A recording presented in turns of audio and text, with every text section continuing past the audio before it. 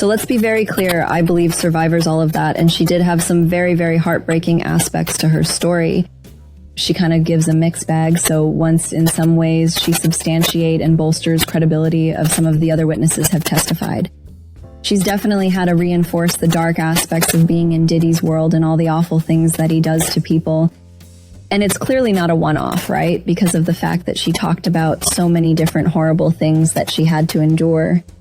But on the flip side, I think there's some questions about her credibility, not in terms of did this happen, but how much of this was coercion and how much of this was her choosing to stay for a better lifestyle.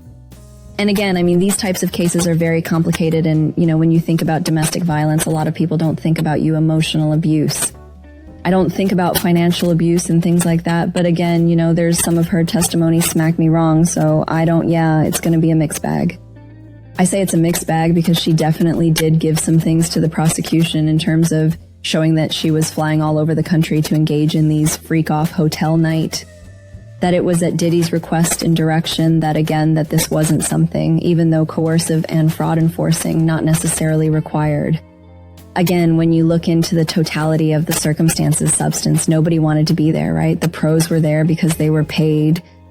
The women were there because they were in a relationship in some way, shape for a city and thought that there were a loving relationship, and it turns out they're really being with you.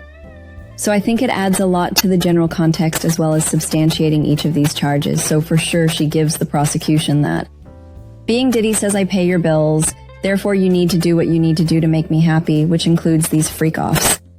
So it's one of those things where she kept talking about how she was a single mom. She didn't know where she and her son were going to be able to go. And from that perspective, she felt the worst because she was either going to be out on the street or she had to do these disgusting things.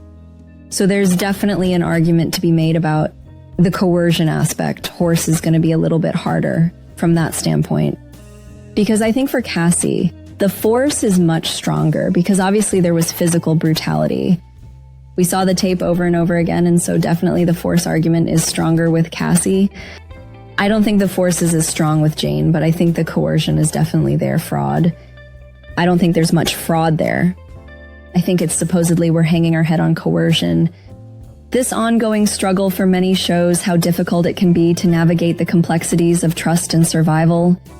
Understanding these dynamics is crucial, as each story adds layers to the narrative of survival and resilience. By sharing these experiences, we create a platform for awareness and conversation about domestic violence and its many forms.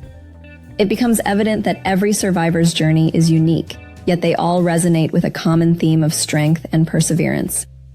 As we continue to amplify these voices, we pave the way for healing and change in our communities. Collectively, we can foster an environment where survivors feel safe to share their stories without fear of judgment,